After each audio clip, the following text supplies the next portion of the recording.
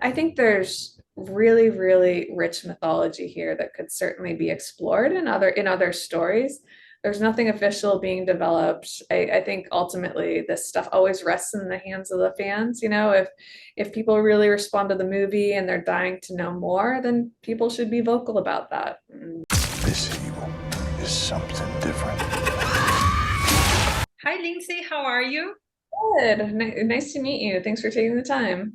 Oh, thank you so much for your time. It's such a great pleasure to be here with you, and congratulations on Pet Cemetery Bloodlines. I love the fact that this movie is based on the memories of Judge Crandall, and more specifically in one particular chapter of the book. What was so intriguing about that particular period that made you think that it could become a great plot for the movie?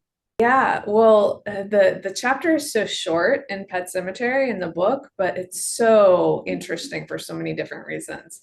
The book says that Judd's encounter with Timmy is actually why the evil targets him as an older man, because he helps fight it when he's younger, and then it finally gets to him when he's a little weaker. And also just the character of Timmy, right? Somebody who made a great sacrifice and was in war and then came back.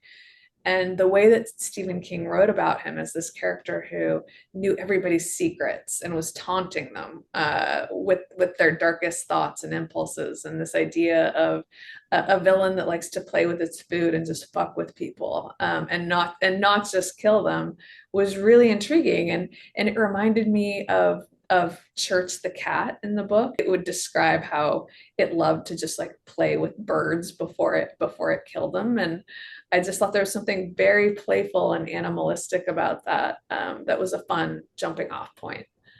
And I do think you did an amazing job with it. And I can imagine that it must be really hard to step in this project because the original movie is an iconic horror masterpiece. So I wanted to know from you, did you feel any sort of pressure, even from yourself, or any sort of responsibility when you were stepping into this project? Absolutely, a huge responsibility. It was my favorite book as a kid. More than pressure, I just felt excitement, and I just I wanted to answer all the questions that I had myself as a fan, and the ability to play in this world and flesh it out and bring it to life was just such a joy that really it way overshadowed anything else. It's so nice to know that this was your favorite book as a child because it makes the movie even more special because it's something unique. It's based on your experience as a reader and now as a filmmaker. And Yeah. when we talk about Stephen King adaptations, which one is your favorite to this moment? To this moment, you mean other than Pet Cemetery Bloodlines? Yes, precisely. That's why I said to this moment. I love Stand By Me so much. I think it was just such a beautiful movie that I can watch over and over and over again. And I know that's not a true horror film, but I just think it's such an amazing, journey about friendship. And it's such a classic. This movie is also a very classic here in Brazil. So it's so nice that you said that movie because we Brazilians have a particular connection here, especially millennials, because this is the kind of movie that we all grew up watching when we were Yeah, kids. yeah. And when we talk about possibility of a sequel or maybe a TV show based on Pet Cemetery Bloodlines, were there any conversations? Do you have any ideas that you would like to develop in future projects? TV, maybe another movie, don't know. I think there's really, really rich mythology here that could certainly be explored in other stories.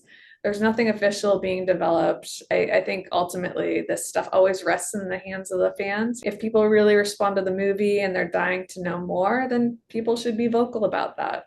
And maybe Paramount will oblige. Yeah, that would be great to have a TV show based on Pet Cemetery. I do think it would be a great way to give your stars a new life and a long-lasting life as well, right? Ludlow is certainly a character itself, and I agree with you. I think it could sustain a TV show. Yeah. Yeah, I love that you said that because I do think the city plays an important part in the Pet Cemetery universe. It's practically a character, especially when we are talking about the Pet Cemetery itself.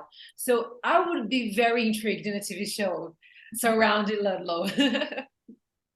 I would be too, as a fan. I absolutely would be. That's great.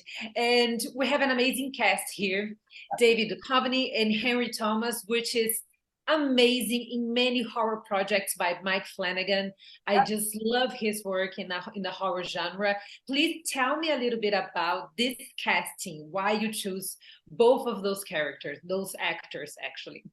So many amazing actors in this film, and I'm so grateful to them. And obviously, SAG-AFTRA is on strike, and so it's just a big shout out to them and the sacrifices that they're making. But the casting process was so fun. Everybody was my first choice, and I was just so thrilled that they wanted to do it. I wanted to choose people who had a legacy in horror films because they needed to represent this kind of old guard in Ludlow. Like we see them and we understand, oh, they have this rich history with a secret and with genre, and we just kind of get it because there's limited screen time that we can establish that shorthand with the actors. So I thought first, okay, who are genre legends that I could go to? And then specifically with David, I loved him in Californication, and he played a father so beautifully in that role. And I really thought he could bring some of that pathos to this character, to Bill Baderman.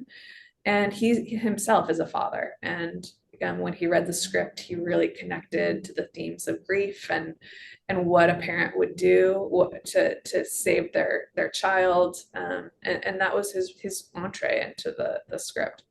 And for us to wrap our interview, you were also involved previously on the Bambi adaptation, live action adaptation. What were you planning to do with that live action? That was a project that I had to hop off of to be able to direct this movie. I think I actually turned in the last draft I wrote a couple days before production on this movie. But yeah, we were just looking to expand the world and the mythology and bring it to life for a new generation. I'm glad you mentioned millennials before. I feel like a lot of us millennials are starting to have kids, and we're showing them the movies that we grew up on, like Aladdin and Little Mermaid and Lion King.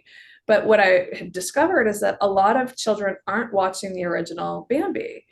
And so I thought it was important to bring that really beautiful story to a new generation and update it to kind of more modern sensibilities. Believe me when I say,